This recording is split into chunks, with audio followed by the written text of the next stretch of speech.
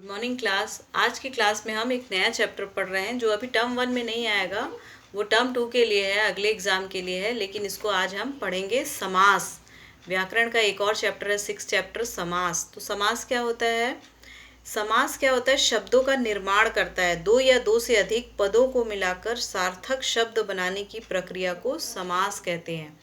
तो दो या दो से अधिक जो शब्द होते हैं उनको मिलाकर एक सार्थक सार्थक अर्थ बनाते हैं। शब्द बनाने की जो प्रक्रिया होती है, जो चलता है, ये प्रक्रिया ये कहलाता है समास। तो समास में क्या क्या होता है, इसकी मुख्य पहचान किस प्रकार से होती है? इसमें पहला पद व पूर्व पद और दूसरा पद उत्तर पद कहलाता है। और समास विधि से बना नया शब्द समस्त पद कहलाते हैं। इसी के आगे है समस्त पद के अंगों को अलग अलग करने की प्रक्रिया को समास विग्रह कहते हैं। तो जो समास में जो दो शब्दों को मिलाया गया, अगर उसको अलग कहते हैं तो वो कहलाता है समास विग्रह। समास के मुख्यतः 6 भेद होते हैं। कौन कौन से 6 भेद? तत्पुरुष समास, द्विगु समास, द्वंद्व समास, कर्मधारय समास, बहुब्रीहि समास और अव्ययी भाव समास। समास के मुख्यतः 6 भेद होते हैं। ये आपको अच्छे से याद रखना है कि उसके 6 भेद होते हैं। कितने प्रकार होते हैं? 6। कौन कौन से? तत्पुरुष समास, द्विगु समास, द्वंद्व समास, कर्मधारय समास, बहुब्रीहि समास और अव्ययी भाव समास। ये समास के मुख्यतः 6 भेद होते हैं, जो कि समास को अलग अलग रूपों में विभाजित करते हैं। समास जो हम पढ़ रहे हैं उनका अलग अलग विस्तार से ज्ञान प्रदान करते हैं ये 6 रूप।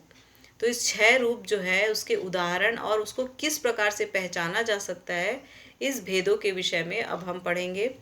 तो सबसे पहले पढ़ लेंगे अव्ययी भाव समास। तो अव्ययी भाव समास क्या होता है? जिस समस्त पद का पहला पद अव्यय हो और संपूर्ण सामासिक पद भी अव्यय की तरह कार्य करे, उसे अव्ययी भाव समास कहते हैं। तो ये है इसकी परिभाषा कि पहला पद अव्यय हो और संपूर्ण सामासिक पद यानी पूरा जो पद है, समास का वो जो पूरा पद है वो अव्यय की तरह काम करे, तो इसे कहते हैं अव्ययी भाव समास। और इसके कुछ उदाहरण भी दिए गए हैं। यथाशक्ति यानी शक्ति के अनुसार, प्रतिदिन, प्रत्येक दिन, भरपेट, पेट भरकर, आजन्म, जन्म भर। तो ये थे अव्ययी भाव समास के कुछ उदाहरण कि किस प्रकार से इसमें जो प्रथम पद अव्यय होता है और जो सामासिक पद है वो किस प्रकार अव्यय की तरह ही काम करते हैं। तो ये हमने पहला अव्ययी भाव समास में पढ़ा। समास के हमने कितने भेद पढ़े? समास के हमारे 6 भेद होते हैं। सेकंड है तत्पुरुष समास। तत्पुरुष समास की क्या परिभाषा है?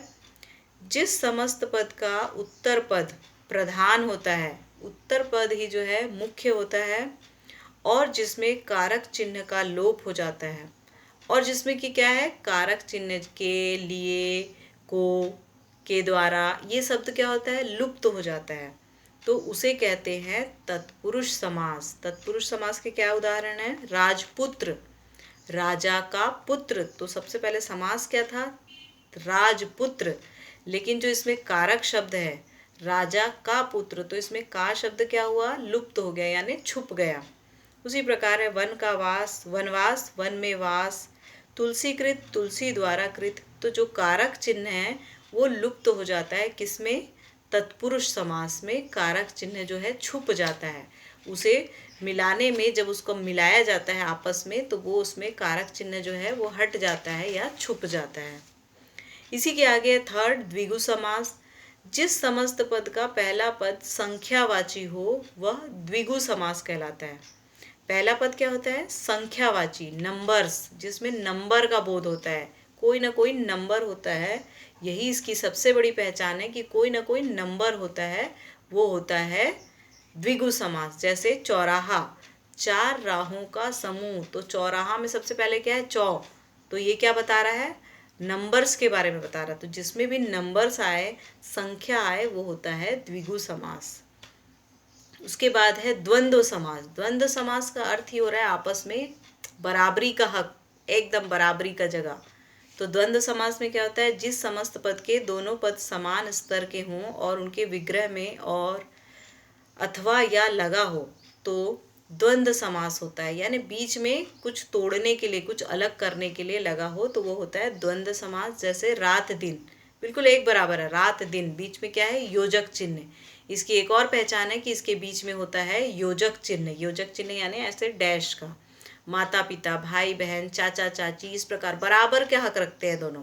तो दोनों में जैसे बराबर का हक होगा तभी तो आमने सामने द्वंद्व होगा। द्वंद्व का मतलब ही क्या होता है, बराबरी का ताकत रखने वाले, हिम्मत से, बराबरी से द्वंद्व, मतलब एक तरह से द्वंद्व का अर्थ दूसरा भी होता है लड़ाई। तो आपस में बराबर का साहस रखने वाले जो होते हैं वो कहलाते हैं द्वंद्व समास। जैसे कि रात और दिन, माता और पिता, दोनों की बराबर की जो हक होता है, जो बराबर का कार्य होता है, तो ये होता है द्वंद्व समास में। समास के दो और भेद बचे हैं जो कि अगली कक्षा में हम पढ़ेंगे और इसके प्रश्नों के उत्तर देख लेंगे अभ्यास के। आज की कक्षा में इतना ही।